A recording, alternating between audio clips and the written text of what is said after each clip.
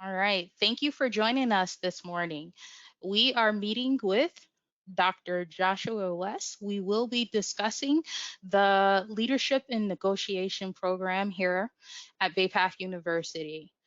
So, some of the reasons that students are looking at Bay Path at a glance is one, we were established in 1897. We are a private institution. We are also a nonprofit institution. We have campus locations in Longmeadow and East Longmeadow, and we also have an online program for the undergrad and graduate program for online.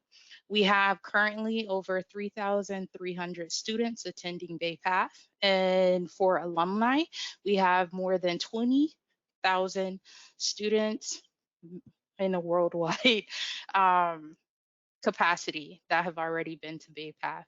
We are currently accredited through the New England Commissions of Higher Learning.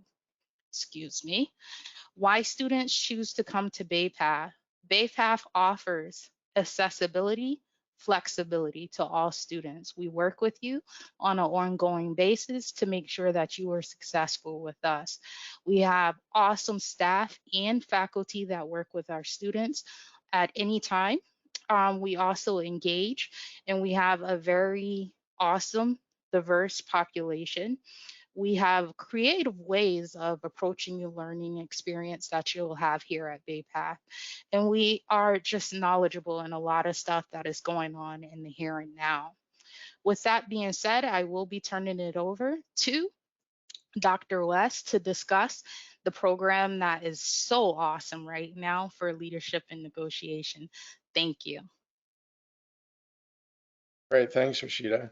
Um, so, hi everybody. Thanks for taking time out of your day to join us and to learn a little bit more about the Masters in Leadership and Negotiation program. Um, excuse me. So, I'd like to begin with a story that I think typifies what we teach and when we talk about leadership, what we mean at Bay Path University. So, the story goes that there once was a rider on horseback who many years ago came across a squad of soldiers who were trying to move a heavy piece of timber. A corporal stood by giving lordly orders to heave, but the piece of timber was too heavy for the squad. Why don't you help them? The rider quietly and respectfully asked. Me? Why, I'm a corporal, sir. Dismounting, the rider carefully took his place with the soldiers. Now, all together, boys, heave, he said, and the big piece of timber slid into place. The rider mounted his horse and addressed the corporal. The next time you have a piece of timber for your men to handle, corporal, send for your commander in chief. The horseman was George Washington. So, what's beautiful about this story is that leadership is not something that we simply do from on high by barking orders. Leaders are very much about actions. They're very much about engaging with their followers and showing them that leadership really in so many ways is a team sport and that leaders are nothing without those that follow. And so that relationship is sacred between the two. And you're going to learn in this program how to be an effective leader by thinking much more about actions than roles. And so let's talk more about what all that means. So, as you know, this is a leadership and negotiation program, and often I get the question, well, what's the relationship between the two? I know about leadership, but I thought negotiation was more for sales or procurement people, and I don't really do that. The reality actually is that you negotiate every day, all day. And we tend to think about negotiation broadly. So, anytime that you are disagreeing with somebody, trying to persuade somebody, trying to help them to see a particular perspective that perhaps they have been unwilling to understand, you're negotiating. And so for me, negotiation is the how-to of leadership. And so I view these two concepts very much in a yin yang kind of way, like the depiction on your screen, that to be an effective leader, you need to know how to negotiate, you need to know how to persuade and create a vision that people can buy into. Because when they do buy into those things, they're much more likely to actually engage and give their all, if you will. And on the flip side, when we are dealing with difficult problems and using negotiation skills and knowledge, um, we have to know when to step out and take a leadership role in those negotiations. And at times we have to know when to step back and perhaps let others lead in a way that's helpful and healthy to get the job done. So, why are leadership and negotiations so important to understand in today's workplace? There's a lot of studies out there that suggest that being able to lead and negotiate are core fundamental skills for the 21st century and beyond. And in fact, there are some really interesting studies that zero in on these kinds of skill sets. So for example, there was a study done on LinkedIn that you can see a little bit of a result on your screen. They asked 8,500 people a simple question: are you comfortable negotiating? And 37% of men and 26% of women responded by saying yes. Now, if you flip the numbers around, what that suggests that there's a lot of people that aren't comfortable negotiating. And as a result, they don't know how to do it, they avoid it, and they can't use that skill set to get them where they want to and need to go. So that's something that's at the core of this program, is how do we help you to deal with the people problems that you encounter? As most people say to me when they come into the program, I'm very good at what I do. But when it comes to dealing with people, difficult situations, that's where I struggle. And so that's where we focus. It's a deep dive into dealing effectively with people. And what's interesting is that in addition to emotional intelligence, one of the things that's a critical skill set for people to have nowadays is emotional intelligence. And in fact, when asked, employers essentially said that they would take people with a high emotional intelligence over somebody with a high IQ 3/4 of the time, as you can see on your screen there. Mm. And when we begin to ask, what are the skills that people really want going forward in their employees and in their leaders? We see that effective communication, being well organized, knowing how to work well with others, being on time, being a critical thinker, being a creative thinker, etc. All of those things are things that you're going to learn how to not only build, but really hone in this program. So let me give you a few quotes. I think quotations uh, do a great job of helping people to understand the essence of what it is that we focus on in this program. So let me give you a few quotes about leadership that I think encapsulate what we try to do. So Lao Tzu, who was a Chinese philosopher, said, "A leader is best when people barely know he exists. When his work is done, his aim fulfilled, they will say, 'We did it ourselves.'" The most effective leaders are those who don't seek credit. They're humble, and they understand that when the people who do the work are the ones that really deserve the credit. Similarly, Lisa Cash Hansen said, "Leadership is the ability to guide others without force into a direction or decision that leaves them still feeling empowered and accomplished." And in the end, we want those that we work with to feel empowered, because when they are empowered, then they have ownership. They want to work and give 110% in everything they do. And finally, Sheryl Sandberg, who wrote a very influential book called Lean In, said, "True leadership stems from individuality that is honestly and sometimes imperfectly expressed. Leaders should strive for authenticity over perfection." And this is something that we teach in the program. You are you. You have strengths, you have weaknesses, and you can't fake it till you make it. So if somebody feels like that's how you approach leadership because you're not really sure how to engage with it, we're going to help you understand why that doesn't work. And when you're uniquely you and that your authenticity comes through, you're able to help people in the most genuine of ways. And you're able to show people that you don't have all the answers, and that's okay because nobody does. But what you can do is work through those problems as a team, and that's what effective leaders do.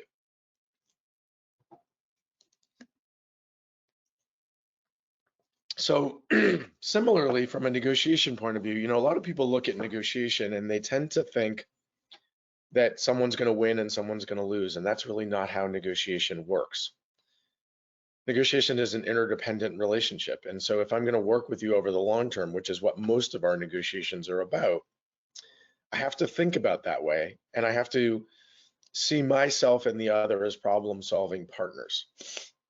So take this quote by Robert Estabrook. He says, "He who has learned to disagree without being disagreeable has discovered the most valuable secret of a diplomat." What I find is that often people are very concerned about conflict and disagreeing with the others because they might damage the relationship. But what you'll learn in this program is how to disagree without coming across in a way that destroys the relationship, that says, hey, we may not always agree on everything, and that's okay. We can still find a way forward. Similarly, Victor Kiam, a former NFL owner and CEO of large Fortune 500 companies, said, "A negotiator should observe everything. You must be part Sherlock Holmes, part Sigmund Freud." The best negotiators that I work with,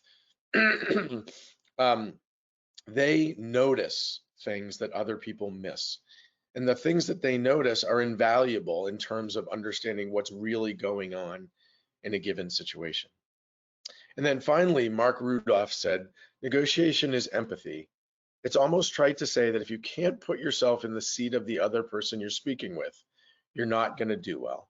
It's not about being a bully, not about making offers people can't refuse." And I think Mr. Rudolph gets this exactly right, that to be an effective negotiator, you have to have empathy and put yourself in someone's shoes, and assertiveness. You have to be able to assert effectively for yourself and what's important to you. And again, these are all skills that you're going to learn in the program. So let me just ask you to pause the recording for a second and read these scenarios. I'm guessing these are going to be familiar to you. These are the kind of situations that we're going to help you to learn how to deal with in your world. And while these may not be exact, you get the idea. And one of the things that we really pride ourselves on in this program is always going from theory to practice, always saying, how does this apply in your world?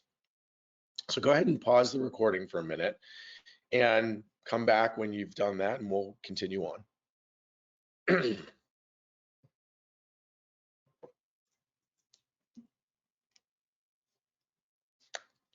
Okay.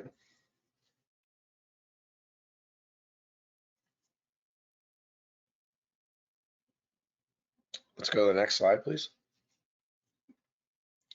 So the MS in Leadership and Negotiation is a comprehensive degree in two of the most sought after knowledge areas and skill sets in the workplace today. And it's a degree that encompasses in-depth study with a focus on learning core theories, strategy, analysis, and skill development and mastery. And there are significant opportunities for practical application. We do that through role plays and simulations and exercises, but also with exercises that force you to apply what we're talking about to your workplace. Okay. And so we ask you to choose problems and challenges that connect with what we're talking about in a particular course or session. And so you're constantly going to be applying things. You're going to be asked to take a skill set and work on it in your workplace or at home with your family or in the world around you. Now, the good thing about this program is there's a tremendous amount of applicability. Anywhere people exist, we have leadership and negotiation challenges. So this kind of a program is applicable for people in the for-profit sector, nonprofit, as well as the public sector and government, et cetera. And this degree goes to sophisticated depths. I often get the question from people, well, why wouldn't I just do an executive seminar and learn about this over a few days? You can certainly learn some skills by doing that, but you won't learn how to really zero in on some of the structural issues that exist, how to manage more effectively in a virtual space What are some of the psychological dimensions of leadership and negotiation play a very big role? And understanding what are some of the key dynamics like power and gender and race that impact these processes. And then finally, this degree is completely online. So you have a tremendous amount of flexibility. If you're working full time and have a family, you can do this degree and you can do the work when it is that you have time to do it. And that's an amazing tool for you in order to get this done when you have the time and in a way that works best for you. So how is this degree unique? Well, it's actually the only master's degree in the program in the United States that specifically combines leadership and negotiation. And the focus is on transferable, or often what used to be called soft skills. But the skills, the notion of transferability is much more applicable. When you learn about the kinds of skills that we're talking about, problem solving, empathy, assertiveness, it means that you can take them from one job to the next in a way that's going to help you no matter what it is that you do. So we focus on that knowledge and skills, and we help you to really develop those with a deep dive. And the degree really provides flexibility, convenience, and a safe space for learning and exploration in an online context. And I say safe space because in order to learn to be an effective leader and negotiator, you have to experiment, you have to try things, you have to push up against the things that maybe you struggle with. And we give you that opportunity, and the faculty are there to help you to understand what happened, what went well, what could be improved, and why. So you're always getting a lot of feedback from really great faculty who are involved in leadership and negotiation every day and in their own lives and working with clients and parties to help them to succeed. So you're getting some of the best instruction that there is to be had. So again, this is the kind of thing where you can pause the recording for a second. These are some quotes from some of the people who have graduated the program. If you are interested, I have a group of alumni who are very willing to talk to you as a prospective student and to let you know what their experience was like. So you can always reach out to Rashida or myself and ask for those people to talk to. But when you read their quotes, you get a sense of what people ultimately take away from the program, which is a lot, that they come to understand that leadership and negotiation are life skills, and that this transforms their way of thinking in a very unique kind of way. So if you want to read these quotes briefly, you can go ahead and hit the pause button on your own, and when you're done, come back and we'll continue on here. But Rashida, I think we can go to the next slide. So why might this degree be for you? Well, first of all, it's going to help you to move from where you are in your career to the next level and beyond. And that's what most people say when they come into the program, is that's why they want to do this. You're also going to learn to appreciate your strengths. We really take the time to understand, what do you do well and how do we build on that? And also to work on your weaknesses. We all have them. And they're not going to go away. And if you don't work on them, they will continue to be a problem for you. And the reason I think you're interested in this program is because you know you have some of those weaknesses and you need help to examine them and figure out what to do with them. But in the end, you're going to develop confidence in those around you that you're able to lead, negotiate, and handle challenges that come your way. And I can tell you, as somebody who's run a couple of different organizations, that when I have employees that are capable of doing those things, I am not going to let them go. They become exceedingly valuable. Now, you probably want to know more specifically, what are some of the key skills that you're really going to learn in this program? And you can see on your screen there, problem solving, assertiveness, empathy, dealing with difficult people and having difficult conversations, developing emotional intelligence, becoming more persuasive and increasing your ability to influence others, and how to deal with power when you don't have it.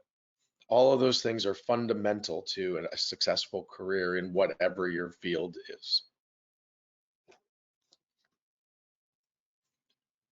Now, interestingly enough, the degree is also going to benefit your place of employment. So your boss or supervisor is certainly going to gain a new level of confidence in your ability and your skills. You're going to become a more versatile employee who can do many things that rely on leadership and negotiation skills. And when you begin to learn these, you'll realize just how much actually rests on these skills and abilities. And you're going to be able to handle challenges with peers and others without going to your supervisor, which is really what every leader supervisor wants, is to be able to hand something to you and say, carry it forward. And you say, yes, sir, or ma'am, I can do this. And that's what you're going to be able to do after you finish this program. And you'll also be able to teach other employees by modeling what you've learned, which will ultimately create a ripple effect within the organization. You know, leadership happens at many levels. You don't have to be at the C-suite. If you model effective leadership at your level, whatever it might be, people begin to see that. They begin to naturally follow you because they see that you're exhibiting what true leadership really looks like. So in the course description and how we structure things, we typically have 10 courses that we work through. There are 2 others that are part of an elective that we can talk more about, but let me explain to you the core of these classes. So at the bottom, we start at the bottom of the pyramid and with the foundation. And the foundation is that you have to take these 3 classes in a specific sequence because they form the essence of your knowledge and understanding, the baseline of what's important to know. So we start with MLN 500, which is an introduction to negotiation and gives you a lay of the land and broadly gives you a sense of how to understand negotiation and what goes into the field.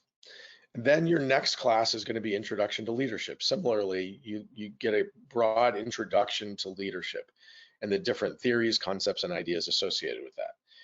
After you've taken those 2 classes, we then have you take Advanced Leadership and Negotiation, where we begin to weave these ideas together because they do come together. And that course is very much about learning to be adaptable and flexible in your mindset and your orientation. After that, we have you do topical classes. So we have 3 topical classes, MLN 615, which is Leadership and Negotiation in a Virtual and Multicultural World. So you learn the differences from leading and negotiating in person as opposed to working virtually. And when we do work virtually, we also begin to encounter many more cultures. So we naturally weave in, how do I work with people from different cultures and backgrounds that see things and approach things very differently than me? The next topical class is the psychological dimensions of leadership and negotiation. So half of your challenges in leadership and negotiation are out there with the people you deal with, the dynamics that you encounter, and the other half are within you. And so we have to turn the mirror on ourselves and say, what are those biases that are getting in our way of thinking? When I make decisions, what's happening in my mind? And a lot of times people go through life without understanding all of those dimensions. And so when people come out of this class, they've had their eyes really open to the things that go on in their mind. And then finally, from a topical point of view, we have you focus in on gender, leadership, and negotiation. And we do a deep dive into that and really examine the role of gender when it comes to leadership and negotiation and things that people from different genders have to cope with that maybe others don't. Then we move into leadership and negotiation labs, which are really skills-based labs. So we start with MLN 630, which is a planning and preparation skills course. So we teach you how to prepare and plan effectively for any leadership and negotiation endeavor. And planning and preparation is critical to your success. So we show you how to do just that. Then MLN 635 is relational skills. So we focus on empathy, assertiveness, and persuasion and influence. And we do a deep dive. So you're going to spend 3 to 4 weeks on each of those skills and really examining, how do I do this well as part of this course. After that, you do 640, which is the challenging situation skills. So having difficult conversations, dealing with difficult people, and dealing with power when you don't have it. And then 645 is the intangible skills. So emotional intelligence, understanding the mind-body connection and things along those lines, as well as relationships, trust, etc., how to build that when it doesn't exist. So those are the courses. And after you've taken the first 3 classes, 500, 505, and 610, you can take these courses in a different order. We do offer the degree program in 1 or 2 years. And if you do it in 2 years, you take one class every 8 weeks. If you do it in 1 year, you're going to take two classes every 8 weeks. And we do have people who may, because their employers are paying for the program or things along those lines, have done the degree in 3 or 4 years. They take a fewer classes each time. We can work with you to fit your schedule as best as possible. So that's the essence of the course structure and how we do this. But again, we are also able to work with you to make sure that this fits with your life schedule and other kinds of challenges that you might have in front of you. So I'm going to turn this back over to Rashida to tell you a little more about how, some of the essence of applying for the program and things along those lines. And then we'll come back with a few common questions that we get. And as always, you're going to be welcome to reach out to us to ask any more questions that you have. We're really happy to answer those individual questions and make sure that you're as comfortable as you can be with your decision about this program or any other one for that matter. So Rashida? Thank you. Thank you for that information. Great information. So, moving on, as far as the online with BayPath, for our learning platform, we do use Canva, or well, Canvas, excuse me, as the platform for learning for all your classes. You will have a free class that starts for all students coming in for a new student orientation to get you acclimated to the classes. You can be able to access Canvas from your desktop, your tablet, and mobile devices to make sure that you can keep up with your classes on the go. Like Dr. West said, during your class time, working, anything like that, we want to make sure that you're capable and successful while you're here at BayPath. We also do telecommunication and videos through Canvas as well, so you'll be able to access Zoom and other accessibilities for videos as well. You will have support for IT when it comes to this through BayPath as well. We are always there to support our students in anything that they're doing with brilliant resources coming into our students. When you're looking at financial aid, it's always a struggle. So we provide a lot of resources for our students to come in. We have accessibility for our students that would prefer to have a phone call or emails if they're working a lot. We also can set up in-person appointments for you. We do a informational session for all of our graduate students every first Wednesday of each month for all of our students. And this will be for you to go over how to get ready for the graduate school as far as payments. And then we have FAFSA Fridays that we do. And this is just a Q&A for you to ask questions, to find out information when applying for that application and making sure you're all set. All students that go into the graduate program for us, we do offer the Stafford loan as far as the year for each student. So if you are looking to have accessibility and be able to talk to our staff that work with our students in the graduate program, we have provided the email and the phone number to give them a call if you have any questions, and they'll be happy to help you start your pathway with us as far as financial aid. When looking at the admissions requirement for our program here, we'll actually need for you to have your transcripts sent directly to the college from your college or university that you've attended in the past for it to be an official transcript being sent in. We do prefer that everyone has a 3.0 on the scale of 4.0. So when we're looking at it, we have a free application that everyone, that's the biggest thing that people worry about. How am I going to pay for it? No, we take that away from you and we give you the pleasant free accessibility to do the graduate application online. We do like and request that all of our students do a statement of purpose.